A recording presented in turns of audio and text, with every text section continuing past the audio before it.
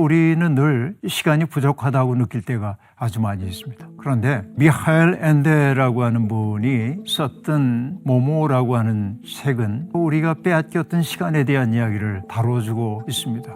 회색 일당들이 나타나가지고 사람들에게 얘기합니다. 우리가 잘 살기 위해서는 시간을 아껴야 돼. 쓸데없는 시간을 줄여야 하고 시간을 저축해야 돼. 우리가 맡아줄게. 이러면서 시간을 사들이기 시작합니다. 그러고 나니까 더욱더 삶이 빡빡해지는 겁니다. 그런데 매우 흥미로운 대목이 하나 있습니다. 미하엘 엔데가 작가로서 하는 말인데요. 모모는 어떻게 회색 일당에게 시간을 빼앗기지 않을 수 있었을까? 그냥 게으르게 답하자고 한다면 모모는 특별한 능력이 있으니까 이러면 간단합니다. 근데 그건 작가로서 굉장히 게으른 태도이죠. 이게 고심을 했다는 겁니다. 뭐냐? 깨달음이. 모모는 시간을 저축할 생각이 없어요.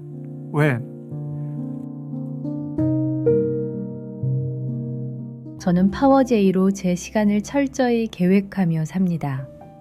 하지만 이런 계획적인 삶이 어쩌면 제가 주인이 되어 제 인생을 주도하고 통제하려는 주님을 신뢰하지 않는 태도가 아닐까 하는 마음이 듭니다. 네, 시간이라는 게 참 묘합니다. 우리가 시간 속에 사는 게 분명한데요. 태어남에서부터 죽음까지 일평생 우리는 시간 여행자로 산다고 말할 수가 있겠습니다. 그런데 정말 재미있죠? 시간이 뭐냐고 누군가가 묻는다고 한다면 설명하기가 여간 어려운 게 아닙니다. 물리학자들은 설명하는 방식이 있을 수는 있겠는데 그것들은 이제 물리적인 시간을 얘기하는 거고 우리가 경험하고 있는 시간은 물리적 시간의 경과와는 조금 다른 시간들을 경험하며 살고 있죠.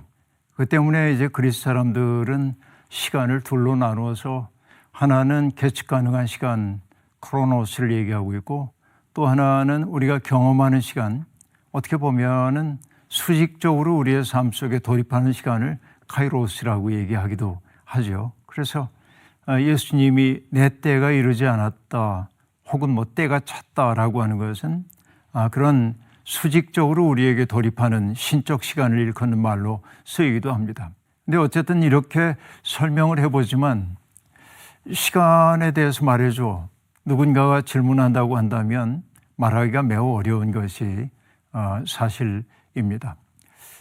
다만 우리는 시간과 관계하는 나의 모습을 통해서 시간을 의식할 뿐이죠. 이게 이제 우리들의 시간 개념이라는 생각이 듭니다. 근데 어쨌든 시간을 누리는 방식이 다양한데요. 중세학자인 자크 르고프라고 하는 분은 중세를 분석하면서 중세 사람들이 시간 경험이 어떻게 변화되는지에 대한 이야기를 흥미롭게 들려줍니다. 하나는 교회의 시간입니다. 교회의 시간이라고 얘기하지만 꼭 예배에만 관련되는 건 아니고 교회의 시간이라고 그가 말하고 있는 것은 자연의 순환하는 리듬에 따라 살아가는 흐름 속에 자기를 맡기고 살아가는 삶을 뜻합니다. 농사의 리듬 같은 것이겠죠.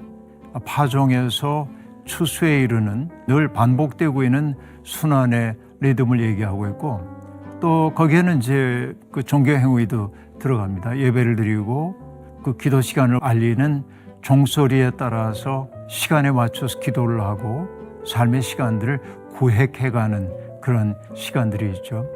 우리가 밀레의 만종이라고 하는 그림도 매우 좋아합니다만은 그 종소리가 들릴 때 그 부부가 들판에서 기도를 올리는 그 장면을 우리는 인상 깊게 본 적이 있습니다.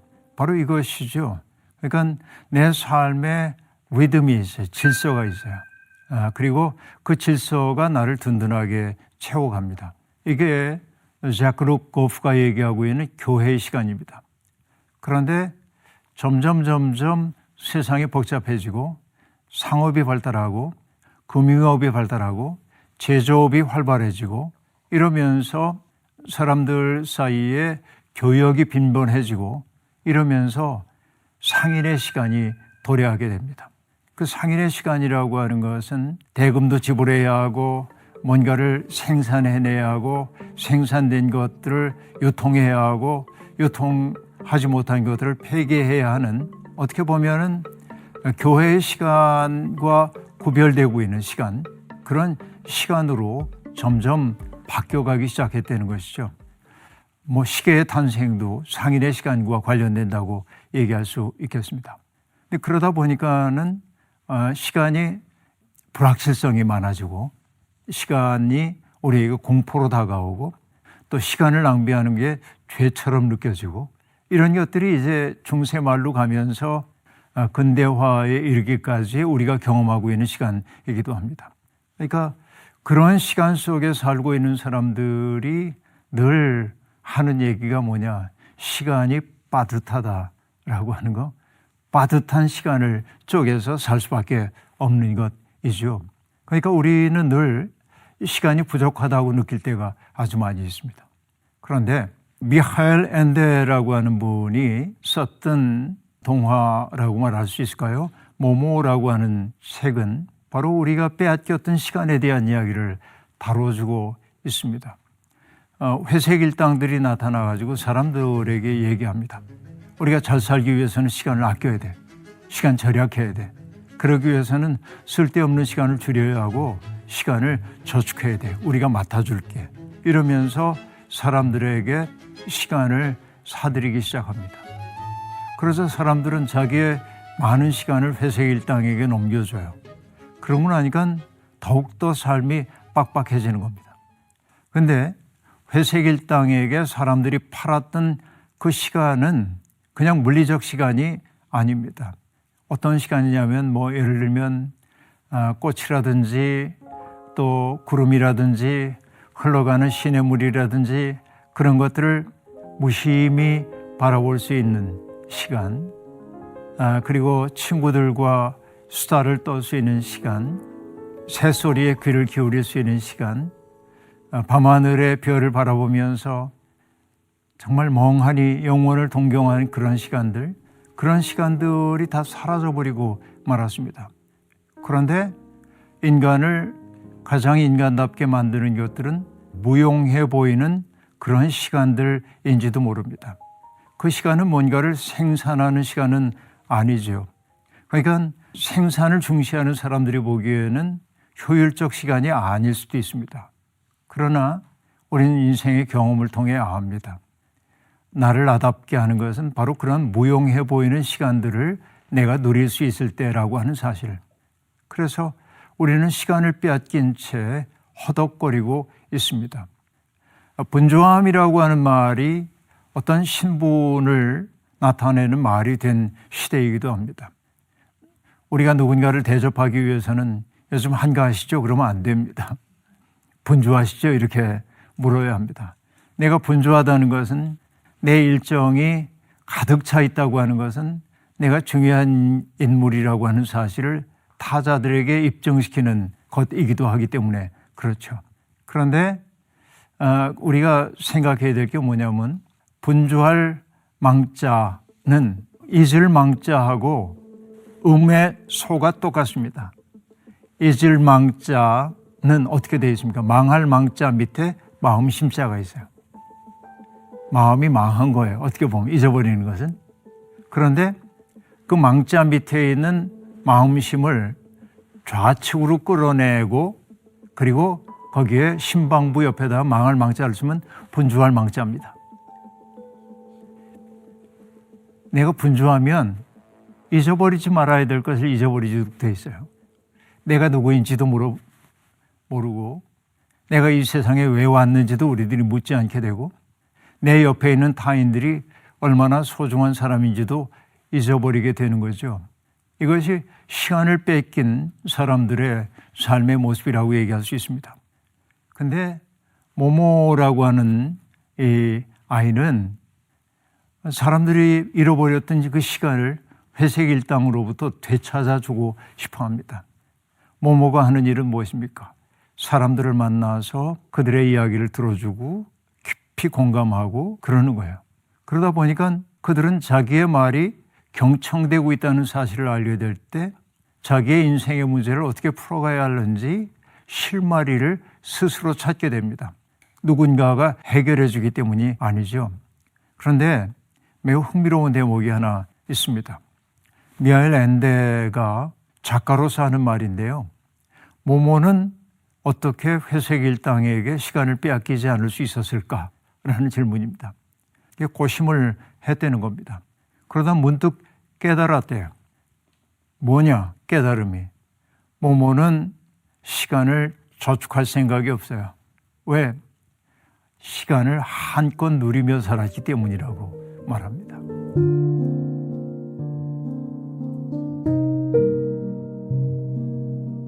한껏 누렸기 때문에 저축할 시간도 없고 누군가에게 팔 수 있는 시간도 없는 거예요. 그 시간에 충실했던 것이죠. 이게 모모의 생의 비결이라고 말할 수 있겠습니다. 자, 그런데요. 이걸 조금 다른 방식으로 얘기를 한번 해볼 텐데요. 아브라함 조수아 헷셀은 우리의 삶을 두 가지로 나누어서 간결하게 설명을 해봅니다. 하나는 공간 중심의 삶이라고 얘기를 하고 있습니다. 공간 중심의 삶이라는 게 뭐냐?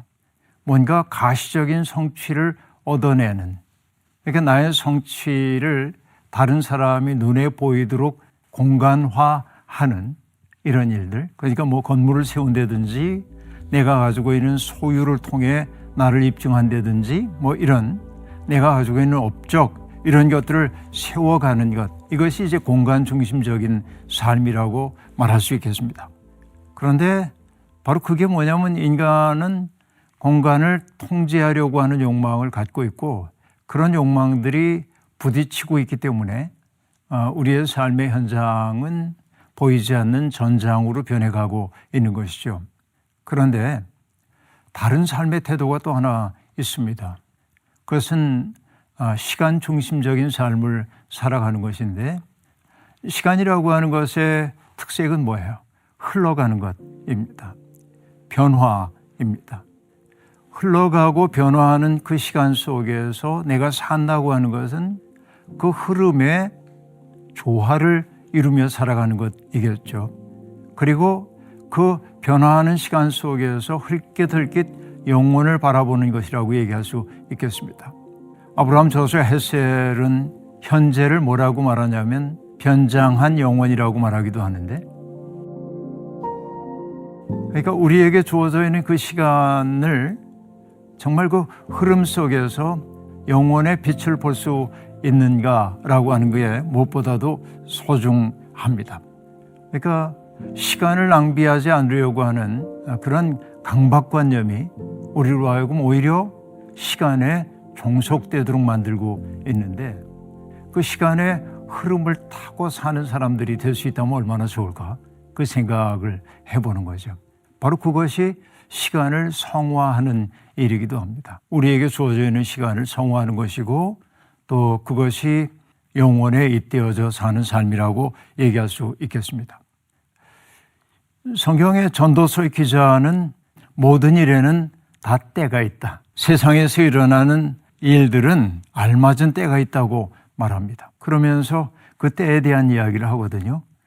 14개의 때의 쌍을 얘기해 주고 있습니다. 근데 이게 흥미로운 대목인데요.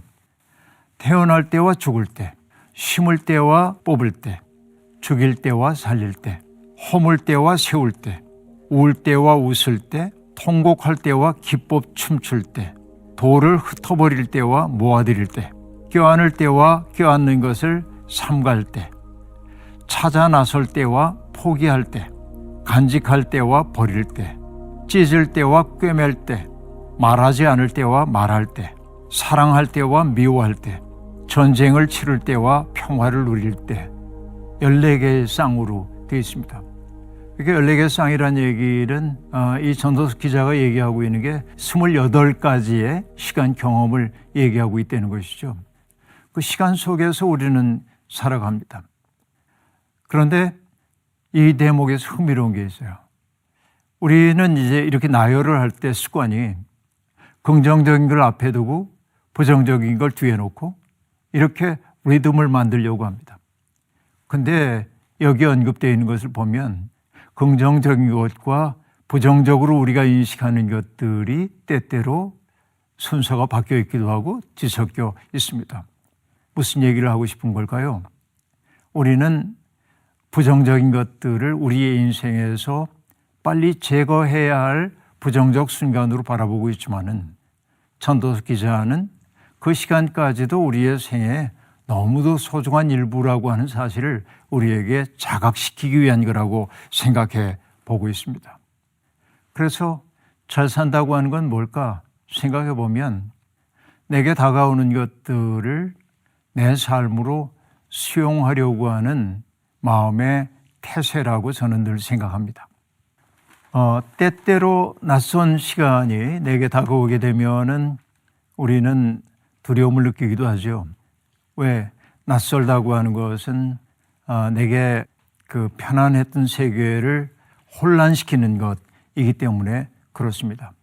그런데 낯설은 우리를 불편하게 만든 건 사실이지만 낯선 세계와 직면하지 않으면 내가 커지는 방식이 없습니다. 나와 다른 세계, 내가 예측할 수 없었던 세계와의 만남, 이것은 나를 더 커지라고 하는 일종의 부름이라고 얘기할 수 있습니다. 내가 원하지 않는 시간 경험이 내게 찾아옵니다. 실패의 경험, 누군가에게 배신당하는 경험, 그리고 내가 세웠던 것들이 허물어지는 경험들, 그런 것들은 우리를 잠시 힘들게 만들고 쓰라리게 만들기도 합니다. 그러나 그것조차도 우리가 디딤돌로 삼을 수 있는 게 인간이지요. 그래서 그런 내게 당도한 시간과 잘 화해를 이룰 줄 아는 사람, 그것을 내 삶의 일부로 받아들이면서 그것을 더 커지는 계기로 삼을 수 있는 사람들이 잘 사는 사람이라는 생각이 제게는 들고 있고요. 그렇기 때문에 우리들은 내가 바라는 시간, 내가 바라는 방식, 때로 내 인생이 흘러가지 않는다고 낙심할 이유가 없겠다. 그 모든 것들이 나의 삶을 이루는 하나의 시실과 날실이 되기 때문이다. 이렇게 말씀드릴 수 있겠습니다. 예수님의 말씀이 떠오릅니다. 무엇을 먹을까 마실까 입을까 염려하는 사람들에게 주님은 말씀하십니다. 그 일에 몰두하고 있는데 너희의 시선의 방향을 좀 바꿔봐 라고 말합니다. 공중에 나는 새를 좀 봐라. 들에 핀 꽃을 바라봐라 라고 얘기합니다. 자, 어떻게 보면 부질없는 일처럼 보입니다. 그러나 내가 몰두하고 있던 그 시선으로부터 나의 시선이 다른 곳을 향하게 될 때 삶은 무한히 값질 수 있다는 사실을 알게 되는 것이죠. 그렇습니다.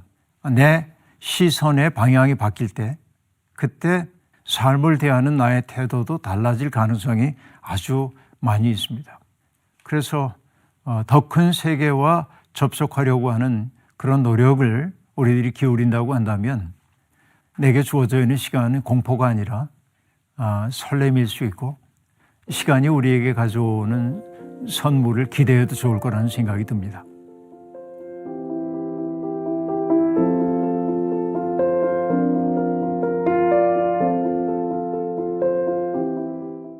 사람들은 이제 시간을 구획지어 가지고 시간의 리듬을 만들어내죠. 1년이 365일이고 12달로 돼 있고 또 한 달은 30일로 돼 있고 일주일은 1회로 돼 있고 하루는 24시간이고 왜냐하면 그런 구획이 없다고 한다면은 흘러가는 그 시간 속에서 리듬을 찾기가 어렵기 때문에 그렇습니다. 그러니까 저는 관리라고 하는 말보다는 그 시간의 리듬 속에 내가 리듬을 빼앗긴 채 살지 않고 그 리듬을 잘 지켜가는 것이 중요하다는 생각을 하는데 관리란 말이 너무 자본주의적이어서 저는 좀 그렇게 좋게 느껴지지는 않습니다. 저는 이렇게 얘기하고 싶은데요. 많은 사람들이 시간 관리라고 하는 것을 저는 다른 방식으로 얘기하고 싶은데 튼튼한 루틴을 만들었으면 좋겠다 하는 생각인데요. 교회의 시간과 상인의 시간을 구별하면서 교회의 시간이라고 하는 게 예배당에 들려오는 어떤 그 종소리에 따라서 기도하는 시간들을 일제히 두는 거라고 얘기한 것처럼 내 시간도 그런 루틴을 정확하게 만들어 두면은 그렇게 해서 거기에 매일 한 얘기가 아니고 내 삶을 든든하게 해주는 것은 루틴이 튼튼할 때라는 생각이 듭니다. 그리고 나머지 시간들은 흐름에 맡겨져서 거기에 적응해가는 것이 중요하다고 생각해요. 그러나 그냥 흘러가기만 해서는 안 됩니다. 든든한 루틴이 있어야 돼요. 예를 들면 이런 시간은 내가 틀림없이 독서를 한다. 이런 시간은 내가 틀림없이 기도를 한다. 이런 시간은 틀림없이 내가 운동을 한다. 이런 루틴들이 만들어지게 될 때 그 삶은 일단 질서를 갖추게 되고 그 질서가 오히려 무질서해 보이는 다른 시간들을 지탱해 줄 수 있다는 생각이 들거든요. 그렇게 해서 두 가지가 함께 가야 합니다. 너무 꽉 채워서 루틴을 만들지 말고 내 삶의 뼈대로서의 루틴을 만들고 나머지 시간들은 우리에게 주어지는 것들을 나는 기꺼운 마음으로 받아들이겠다는 열린 태도로 좀 접근하면 어떨까 싶어요. 이게 너무 상투적일 수도 있는데 이런 얘기는 좀 재수없는 얘기일 수도 있는데 네, 제 평생의 습관은 새벽 일찍 일어나는 거였습니다. 학생 때부터 이른 시간에 일어나는 거였고요. 교회 다니기 전부터도 새벽 시간이 저한테 너무 소중한 시간이었습니다. 그러니까 어머니가 새벽 기도회를 가기 위해 일어나시는 시간에 저를 깨워주시면은 그때부터 학교에 가기 전까지의 그 시간은 오롯이 내 시간입니다. 그러니까 그 시간은 아무에게도 방해를 받지 않는 시간이고요. 그러니까 나중에 목사가 되어 살면서 새벽 기도회를 하는 시간도 있었지만은 또 지금도 동일한 시간에 일어나고 그래서 아침 식사를 하기 전에 제법 많은 일들을 하죠. 기도하고 성경 묵상하고 기독교 고전 읽고 내가 읽고 싶은 책 읽고 글 쓰고 하는 일들이 아침 식사 이전에 벌써 한 3시간 정도 그 정도가 이루어지고 그러고 나면은 하루가 길게 경험되죠. 그것이 저의 어떤 그 일상의 루틴 가운데 하나라고 얘기할 수 있겠는데요. 그러니까 이거는 이제 포기하지 않습니다. 옛날에 우리 선배 목사님 한 분이 목요일마다 등산을 하셨어요. 비가 오나 눈이 오나 마찬가지입니다. 몸이 좋지 않을 때는 산을 올라가지 못하면은 공원을 걷더라도 목요일은 빠뜨리지 않고 걸었습니다. 어느 날 제가 물었습니다. 선배님, 그렇게 분주하신데 어떻게 목요일마다 산에 가세요? 선배님이 제게 말씀하셨습니다. 우린 목사이기 때문에 주일날은 반드시 지키지. 예, 그렇죠. 그처럼 나는 주일 성수하듯 산에 간다 하고 얘기합니다. 그게 농담처럼 한 얘기였지만은 바로 그 시간, 반드시 지켜갔던 그 시간이 그분의 다른 날들을 건강하게 만들었던 것을 알 수 있습니다.